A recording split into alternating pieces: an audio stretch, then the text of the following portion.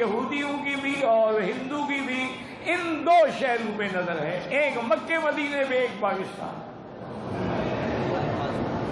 اس ملک میں اس لیے نظر ہے کہ مرکز اسلام ہے، مرکز ہدایت ہے، اور ان کی قیادت کو اللہ جزائے خیر دے کہ ہر سال 60-70 لاکھ مہمانوں کا استقبال کرتے ہیں۔ 20-25 لاکھ تو حج میں ہوتے ہیں نا، سارا سال جو عمرے والے آتے ہیں ان کی تعداد بھی کم از کم 60 لاکھ کے قریب ہوتی ہے۔ اتنے لوگوں کو سنبھالنا،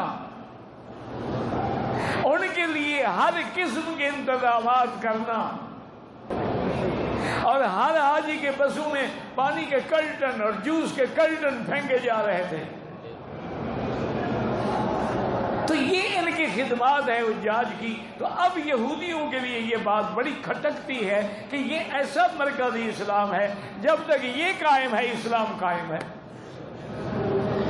اور پاکستان کا گناہ کیا ہے؟ ایٹمی طاقت، کہ مسلمانوں میں، اسلامی ملک میں کوئی طاقت ایٹمی بن جائے، اور جدید ٹیکنالوجی سے اتنے اچھے میزائل انہیں بنا لیے کہ جب چاہے وہیں سے بیٹھے بیٹھے یہودیوں کو اڑا دیں۔